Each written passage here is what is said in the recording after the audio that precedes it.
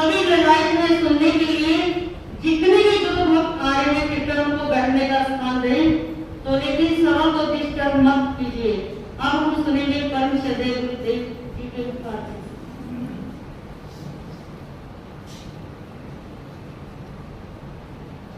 जय जय हो साधु जीवन की जय हो, साधु जीवन की त्यागी जीवन की, साधु जीवन की सुर समूह को जो अति प्रिय है कल्प विश्व सम सुख के, इंद्र पूजन महावीर को करहूं शतवार प्रणाम, गुरुओं की गुरु आगमन करता हूँ मैं मन में, जिनकी पावन कृपा से मिलता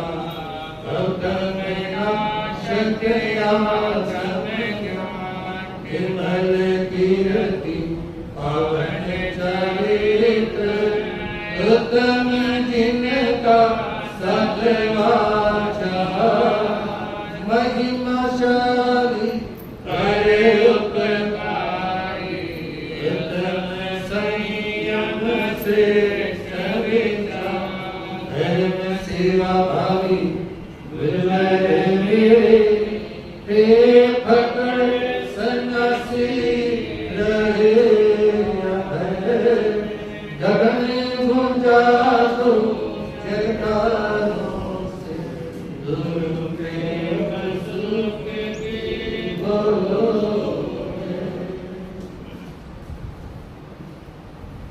परम पूज्य अनंतकारी नाम जन प्रदाता चमत्कारी बाबा मेरी आस्था के नंदना आराध्य गुरुदेव श्री प्रेम सिंह जी महाराज साहब के पावन पवित्र चरण कमलों में कोटि वंदना अभिनंदन। मंचासी परम पूज्य सर्वधर्म दिवाकर वाणी के जादूगर मेरे मंझले गुरु भ्राता, जिनको मेरे आराध्य गुरुदेव श्री प्रेम सिंह जी महाराज साहब कहा करते कि रमणी कुंज जी महाराज साहब प्रवचन के मास्टर हैं। अंबाला में पूज्य भंडारी जी महाराज जी का चादर समारोह था। कुछ संत बैठे थे, वरिष्ठ संत, मैं भी गुरु चरणों में बैठा हुआ था। तो एक संत ने कहा कि मेरा चेला ये, दूसरे ने कहा कि मेरा चेला डॉक्टर, तो मेरे गुरुजी ने कहा कि मेरा चेला प्रवचन का मास्टर। क्या कहा? ये 1985 भंडारी महाराज जी के 40 साल की बात है, 86 की बात। पूज्य महाराज श्री के 5 चरणों में कोटि वंदना अभिनंदन।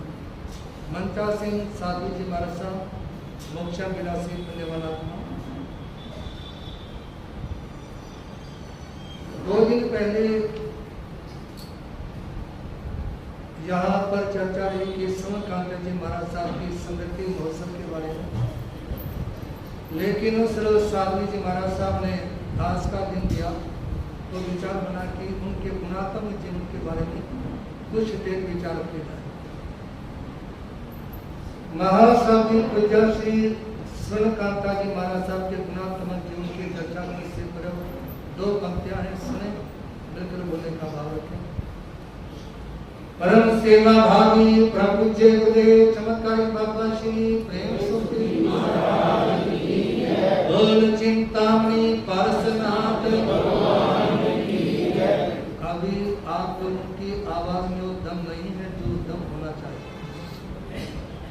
महासाधु पूज्य श्री सोमकांता जी महाराज की मेरा सतचित आनंद रूप कोई कोई जाने रे, मेरा सतचित आनंद रूप कोई कोई जाने रे। मैं स्वयं हूँ शोध स्वरूप कोई कोई जाने रे, मैं स्वयं हूँ शोध स्वरूप कोई कोई जाने रे। मेरा सतचित आनंद रूप कोई कोई जाने रे, मेरा सतचित आनंद रूप कोई कोई जाने रे। जन्म मरण मेरा धर्म नहीं है, आत्मा जन्म भी नहीं लेती और आत्मा की मौत भी नहीं होती। केवल जैसे व्यक्ति सवेरे अपने कपड़े बदल लेता है, वैसे ही आत्मा शरीर को, एक शरीर को छोड़कर दूसरे शरीर को दान कर देती है। जन्म मरण मेरा धर्म नहीं है, पुण्य पाप मेरा कर्म नहीं है, पुण्य पाप मेरा कर्म नहीं है। मैं अजनीर में पीरू कोई कोई जाने रे, मैं अजनीर में पीरू कोई कोई जाने रे। मेरा सतचित आनंद रूप कोई कोई जाने रे, मेरा सतचित आनंद रूप कोई कोई जाने रे। मैं स्वयं हूँ शोध स्वरूप कोई कोई जाने रे, मैं स्वयं हूँ शोध स्वरूप कोई कोई जाने रे। मेरा सतचित आनंद रूप कोई कोई जाने रे, मेरा सतचित आनंद रूप कोई कोई जाने रे। मोक्षाभिलाषी पुण्यमान आत्माओं, आपके सामने महासावी पूज्य श्रवणकांता जी महाराज साहब के सच्चिदानंद स्वरूप के बारे में विचाराभिव्यक्ति करना चाहूंगा और साथ में ये निवेदन करना चाहूंगा, जिनके पास मोबाइल है वो अपने बंद कर दें। और एक कहावत है कि समझदार व्यक्ति को 2 बार नहीं कहना पड़ता। जो समझदार व्यक्ति हैं उनको दोबारा नहीं कहना पड़ता। इसलिए जिनके पास समझ है वो अपने मोबाइलों को क्या कर लें, मोबाइलों को बंद कर, ताकि आप शांति से बैठ करके सुन सकें। आज के लोग मंगल पाठ सुनते सुनते भी कान पे लगा के भाग लेते, पता नहीं चलता कि उनके दिमाग में क्या कुछ है। आइए थोड़ा प्रवचन की ओर ध्यान दें।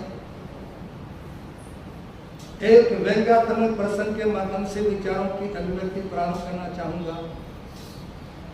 पति पत्नी घूमने के लिए जाते हैं और घूमते घूमते चले गए होंगे किसी झील के पास, लेट हो गए, बिजली भाग गई, घर पहुंचे तो गली में अंधेरा था। तो उसमें घरवाली कहती है, लो चाबी दो, मैं ताला खोलती हूं। उसने ताला खोलना शुरू किया, 10 मिनट लगी रही, ताला नहीं खुला, नाक और मुंह पसीने से टपकना शुरू हो गया। झुंझलाते हुए अपने पति देव को कहती है, सुनो बैटरी मेरे को दो और आप चाबी लो, आप खोलने की कोशिश करो। जैसे ही घरवाले के हाथ में चाबी आई, उसने जरा से लगाई, ताला खुल गया। घरवाली कहते हो, अब पता चला कि तुम्हारे को जब मैं खोल रही थी ना, तुमने बैटरी से ढंग से नहीं मारी। क्या कहेंगे? तुमने बैटरी से ढंग से नहीं मारी। अब मेरे को पता चला जब मैंने तुम्हारे को बैटरी दिखाई और तुमने क्या बोला, आओ अपन अपनी किस्मत का ताला खोल लें। महासावी पूज्य श्री स्वर्णकांता जी महाराज साहब जिनका आदर्श व्यवहार था, उनके जीवन से मिलने वाली पहली प्रेरणा। मैंने तो उसको 2-3 बार अम्बाला में उस समय देखा जिस समय प्रवर्तक भंडारी पूज्य श्री पद्मचंद जी महाराज साहब के चादर समारोह में मेरे आराध्य गुरुदेव, गरीबों के मसीहा, चमत्कारी बाबा गुरुदेव श्री प्रेमचंद जी महाराज साहब का वहां पर पदार्पण हुआ। केवल उसी समय उनके दर्शनों का सौभाग्य प्राप्त हुआ।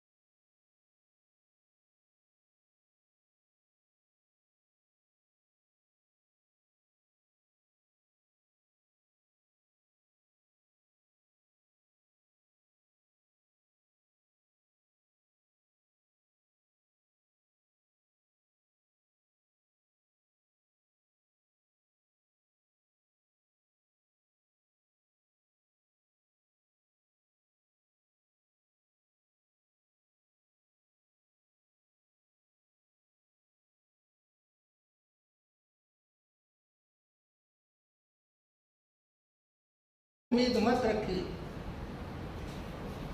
दूसरी बात,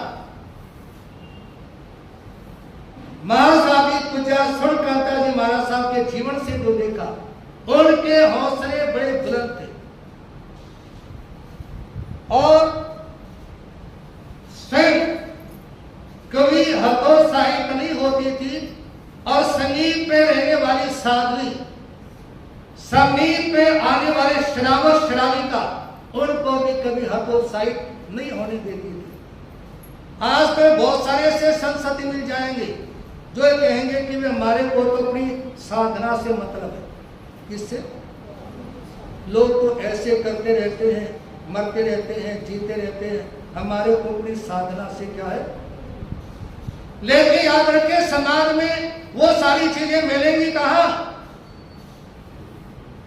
समाज में रहते हुए आपको समाज के बारे में भी सोचना होता है।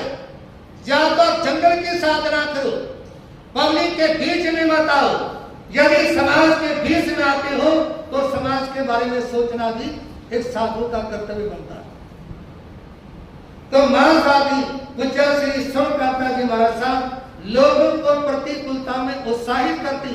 घबराओ मत, हौसला रखो, ये दिन भी सदा नहीं रहेंगे। क्या बोलती थी? हाँ, दुख है तो ये सदा नहीं रहेगा, सुख में बदल जाएगा।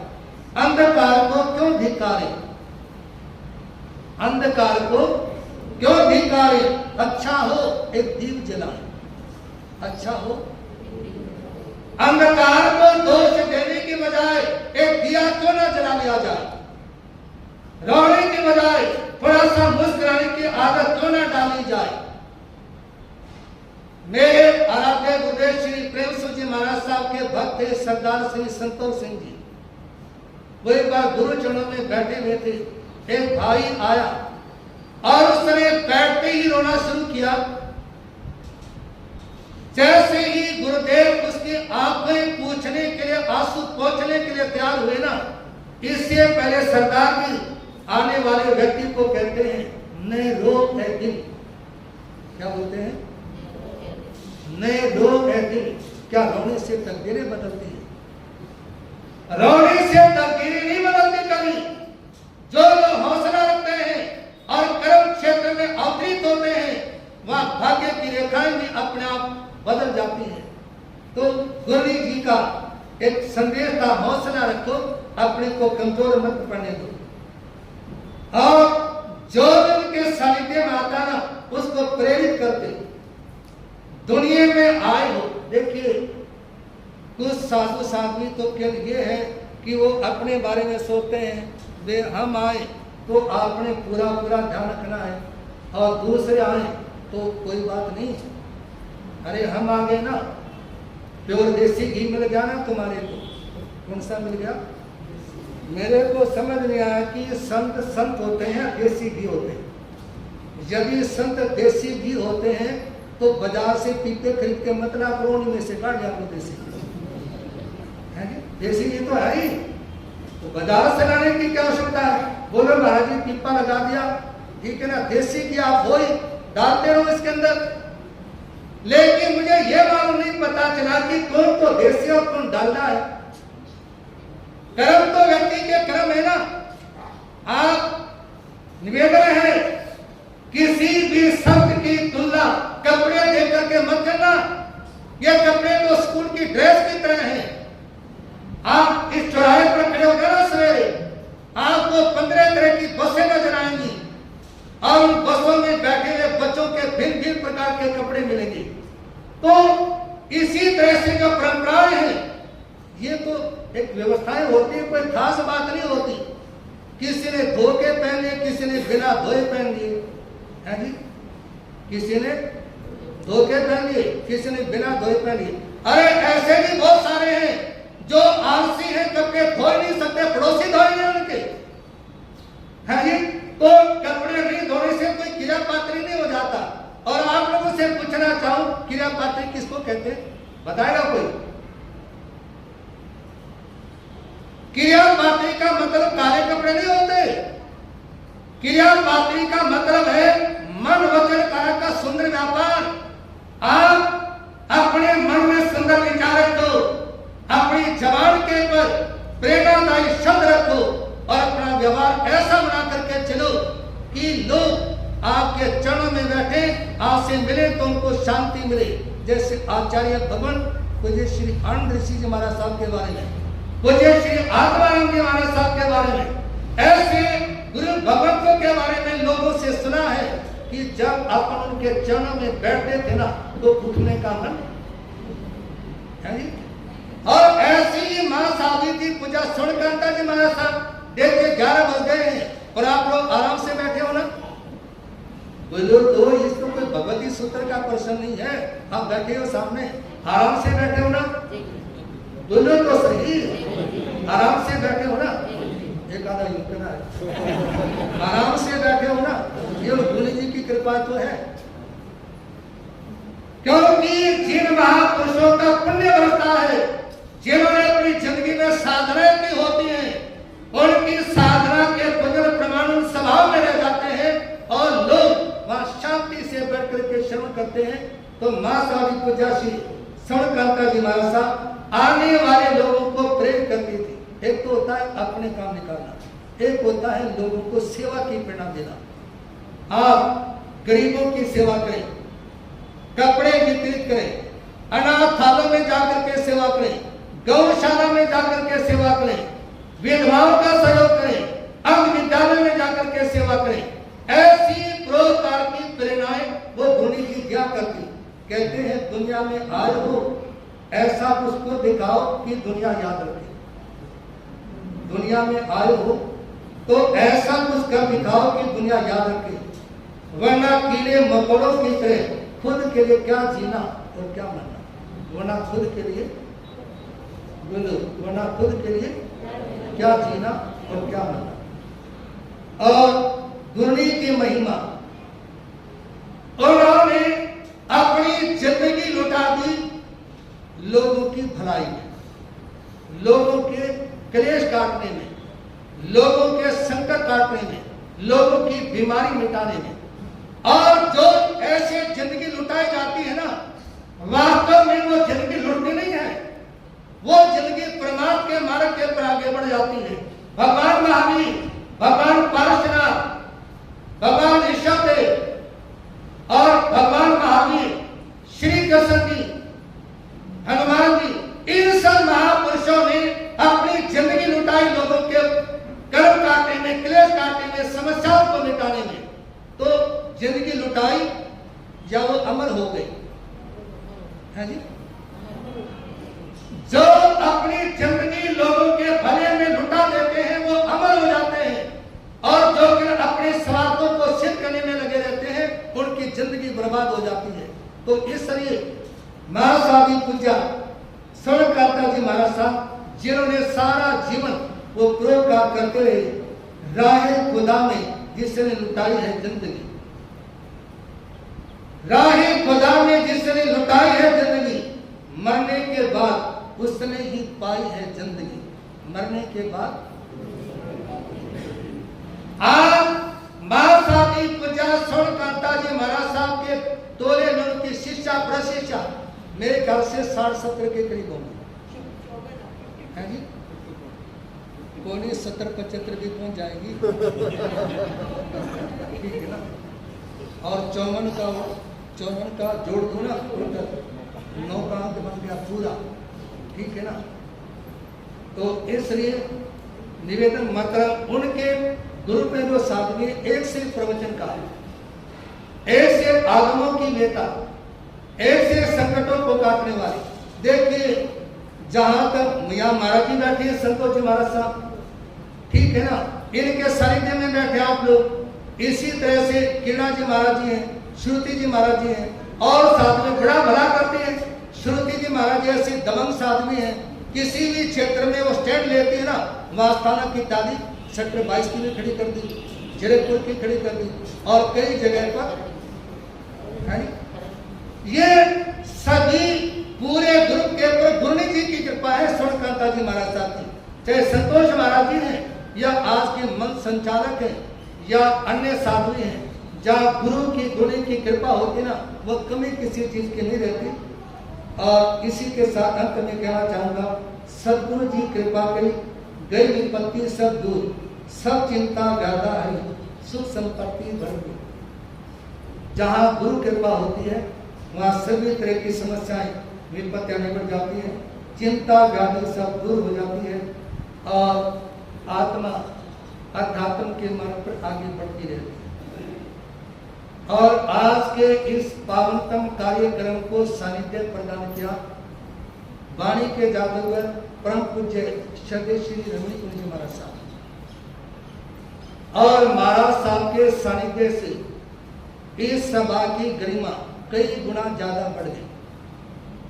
और वैसे भी पूज्य श्रद्धेय श्री रमणी कुंज जी महाराज साहब जिस भी क्षेत्र में विराजित होते हैं और जहां भी महाराज साहब के प्रवचन होते हैं, वहां जनता ऐसे ही उमड़ घुमड़ कर आती है जैसे सावन के महीने में, कौन, जैसे सावन के महीने में बादल उमड़ घुमड़ करके आते हैं, इसी तरह महाराज साहब के जहां प्रवचन होते हैं वहां ऐसा होता है। कई क्षेत्रों में तो ऐसा भी हो जाता है, लोग ये सोचते हैं कि यदि यहाँ पर रमणी कुंज जी महाराज जी आ गए ना, तो लोगों के दिमाग में वही रह जाएंगे और दूसरे निकल जाएंगे दिमाग से। क्या रह जाएंगे? वही दिमाग में रह जाएंगे, दूसरे निकल जाएंगे, क्योंकि वाणी ऐसी है। ऐसी वाणी पहले थी पूज्य श्री शुक्लचंद जी महाराज जी की, इसकी, और वर्तमान में है पूज्य श्री रमणी कुंज जी महाराज साहब। किसी क्षेत्र में एक संग 4 महीने चमास कर दे, ठीक है ना, और वो चमासा करके प्रस्थान कर जाए, वहां 4 दिन रमणी कुंज जी महाराज जी लगा दे, तो वो 4 दिन चमासे का सारा क्या कर देते हैं जी, चमासा भूल जाते हैं लोग, और 4 दिन लोगों के दिमाग में रहते, क्योंकि जो कम बातें होती हैं और काम की बातें होती हैं, कम बातें और काम की बातें हमेशा लोगों के दिमाग में रहती हैं, और जो व्यर्थ की बातें होती हैं और निष्प्रयोजन की बातें होती हैं वो कभी दिमाग में नहीं रहती। तो महाराज साहब ने अपना यहाँ पर सानिध्य प्रदान किया, इसके लिए माँ साध्वी महाराज जी भी सौभाग्यशाली हैं और हम भी सौभाग्यशाली, क्यों, और वैसे मेरे तो गुरु भाई हैं और मंजिले गुरु भाई हैं, पूज्य उपाध्याय श्रद्धेय श्री रविंद्र जी महाराज साहब मेरे जेल गुरु भ्राता हैं, मंजिले गुरु भ्राता पूज्य श्री रमण मुनि जी महाराज साहब, आपके सामने विराजमान है। और जिन भी क्षेत्रों में महाराज साहब जाते हैं वहाँ प्रवचनों की वर्षा करते हैं। महाराज जी का चातुर्मास माले कोटला था। कहाँ पे? माले कोटला। अक्सर किसी भी परंपरा के संत का प्रवचन हो तो मुस्लिम भाई अन्य परंपरा के प्रोग्राम में नहीं आते, अन्य किसी के प्रवचनों में नहीं आते। लेकिन जब महाराज श्री का चातुर्मास मालवीय कोटला में था तो बहुत सारे मुस्लिम भाई भी नित्य नियम प्रवचन में आते थे, नित्य नियम प्रवचन में आते थे। ये वाणी का प्रभाव है। और वाणी का प्रभाव के साथ साथ जब एक व्यक्ति सभी धर्मों को स्वीकार कर लेता है ना और सभी धर्मों को की प्रेरणा देता है तो सभी धर्मों के लोग सब ही जुड़ जाते हैं। पूज्य महाराज साहब यहाँ विराजे, हार्दिक हार्दिक साधुवाद। और इसी के साथ मैं महाराज साहब से अपने ओर से प्रार्थना करना चाहूँगा कि महाराज साहब कल यहाँ पर कल और विराजें और परसों यहाँ से गार करें। आपका भी गार हो जाएगा, हमारा भी गार हो जाएगा। महाराज साहब यहाँ विराजेंगे कल, ऐसी उम्मीद है। बाकी जब महाराज जी बोलेंगे तो अपने विचार देंगे और महाराज जी विराजते हैं तो बड़ी कृपा होगी। हम भी महाराज जी के प्रवचनों का लाभ ले लेंगे। और यदि महाराज जी प्रस्थान करते हैं तो हमारा कल का प्रवचन यहाँ पर रहेगा, कल का प्रवचन यहाँ पर रहेगा। और परसों हम यहाँ से जाएंगे श्री प्रदीप गोयल, मकान नंबर 170 सेक्टर 19। और